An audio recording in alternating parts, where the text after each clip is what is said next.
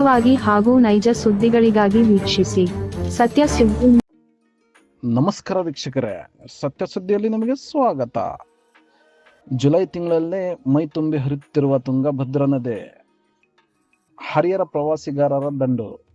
ಹೌದು ವೀಕ್ಷಕರೇ, ದಾವಣಗೆರೆ ಜಿಲ್ಲೆಯ ಹರಿಹರ ತಾಲೂಕು ಅಂದರೆ ಮಧ್ಯ ಕರ್ನಾಟಕ ಕಾಶಿ ಎಂದು ಪ್ರಸಿದ್ಧಿ ಪಡೆದಿರುವ ಹರಿಹರ ನಗರದ ಕ್ಷೇತ್ರಫಲ ಶ್ರೀ ಹರಿಹರೇಶ್ವರ ದೇವಾಲಯದ ಸಮೀಪ ಹರಿಯುತ್ತಿರುವ ತುಂಗಭದ್ರಾ ನದಿ ಈ ಬಾರಿ ಜುಲೈ ತಿಂಗಳಲ್ಲೇ ಮೈ ತುಂಬಿ ಹರಿಯುತ್ತಿದ್ದು ಪ್ರವಾಸಿಗಾರರ ಪ್ರಮುಖ ಆಕರ್ಷಣೆಯ ಕೇಂದ್ರವಾಗಿದೆ.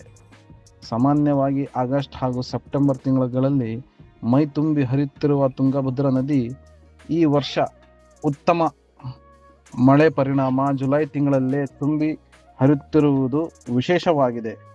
ನದಿಯ ಮನಮೋಹಕ ದೃಶ್ಯಗಳು ಕಣ್ತುಂಬಿಕೊಳ್ಳಲು ದಾವಣಗೆರೆ, ಹಾವೇರಿ, ಚಿತ್ರದುರ್ಗ ಸೇರಿದಂತೆ ವಿವಿಧ ಜಿಲ್ಲೆಗಳಿಂದ ಪ್ರತಿನಿತ್ಯ ಹೆಚ್ಚಿನ ಸಂಖ್ಯೆಯಲ್ಲಿ ಪ್ರವಾಸಿಗಾರರು ಹರಿಹರಕ್ಕೆ ಆಗಮಿಸುತ್ತಿರುವುದು, ಶ್ರೀ ಹರಿಹರೇಶ್ವರ ದೇವಾಲಯಕ್ಕೆ ಭೇಟಿ ನೀಡುವ ಭಕ್ತರು ನದಿಯ ಮೈ ತುಂಬಿ ಹರಿಯುತ್ತಿರುವ ದೃಶ್ಯಗಳನ್ನು ವೀಕ್ಷಿಸಿ ಪ್ರಕೃತಿಯ ಸೊಬಗನ್ನು ಆಸ್ವಾದಿಸುತ್ತಿದ್ದಾರೆ. ಕುಟುಂಬ ಸಮೇತ ಆಗಮಿಸಿರುವ ಪ್ರವಾಸಿಗಾರರು ನದಿಯ ತೀರದಲ್ಲಿ ಸಮಯ ಕಳೆಯುತ್ತಾ ಸುಂದರವಾದ ಕ್ಷಣಗಳನ್ನು ಕ್ಯಾಮೆರಾಗಳಲ್ಲಿ ಸೆರೆ ಹಿಡಿಯುತ್ತಿದ್ದಾರೆ. ಹರಿಹರ ಪೊಲೀಸ್ ಠಾಣೆಯಿಂದ ವಿಶೇಷ ಪ್ರಕಟಣೆ.